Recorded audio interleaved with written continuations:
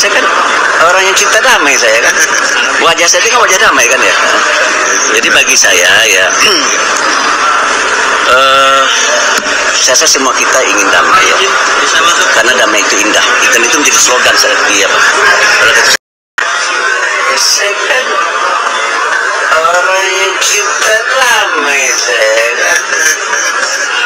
Wajah sedih wajah damai kan ya.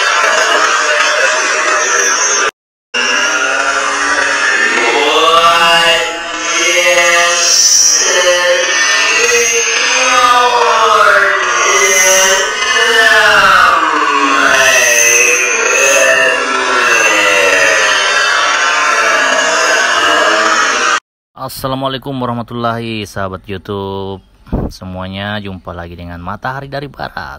Apa kabar kalian semua? Mudah-mudahan senantiasa sehat selalu, bahagia dengan keluarga dan banyak rezeki, amin.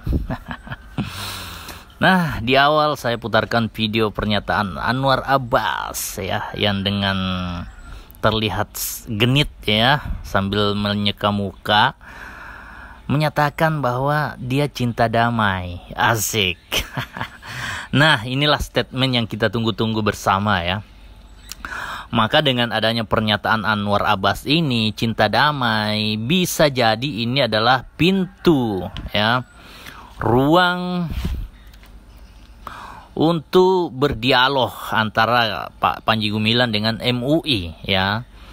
Bisa jadi dengan disepakatinya damai ini ya, ini akan membuat laporan penistaan agama kepada Panji Gumilang ini akan dicabut ya oleh pihak yang melaporkan Panji Gumilang ke polisi atas dugaan penistaan agama. Nah, inilah yang memang kita tunggu-tunggu semuanya. Mudah-mudahan ini memang terlaksana. Pak Panji Gumilang mencabut laporan gugatannya. Dan dari pihak MUI sendiri akan mengajak orang yang melaporkannya itu untuk berdamai ya.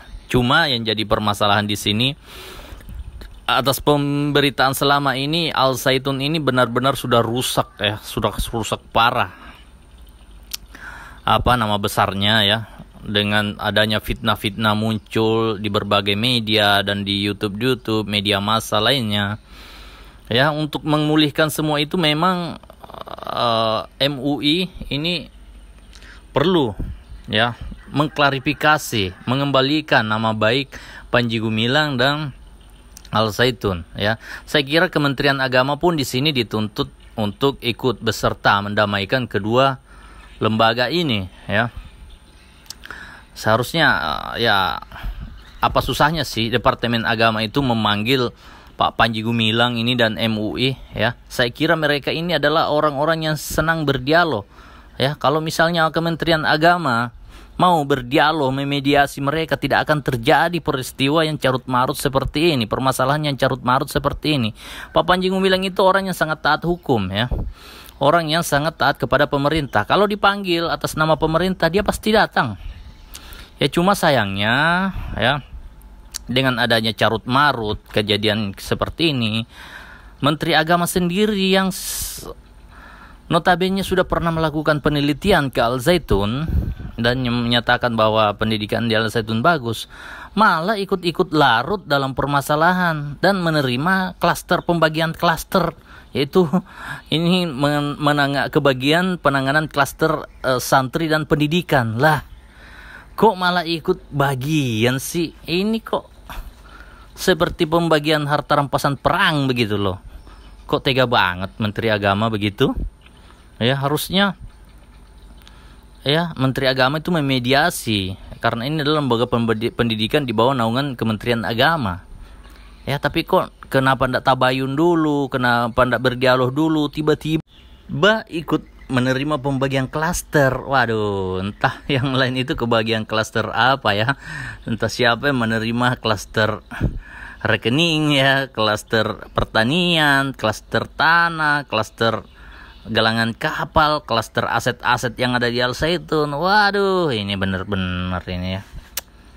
parah sekali nih Al Zaitun dirusaknya ini. Padahal ini lembaga pendidikan yang membanggakan Indonesia, kok diperlakukan seperti ini ya. Betul-betul rusak. Padahal dari rezim Soeharto ya sampai rezim SBY itu Al Zaitun dihormati oleh pemerintah. Kok di rezim sekarang ini malah diobok-obok, dipermalukan seperti ini? Heran saya. Apa maunya rezim sekarang ini? Sudah banyak utang, obok-obok pesantren pula. Betul-betul. Heran saya semuanya ya. Ya terus banyak kok ya tokoh-tokoh agama, tokoh-tokoh negara, tokoh-tokoh bangsa lain yang ikut mendukung Pak Panji Gumilang ini. Bahkan bocoran-bocoran dari mantan kepala Badan Intelijen dan Ali Muhtar Ngabalin itu ya seolah-olah ada yang mau merampok Al Zaitun. Apakah ini informasi ini tidak sampai kepada ketua NU yang sekarang ini?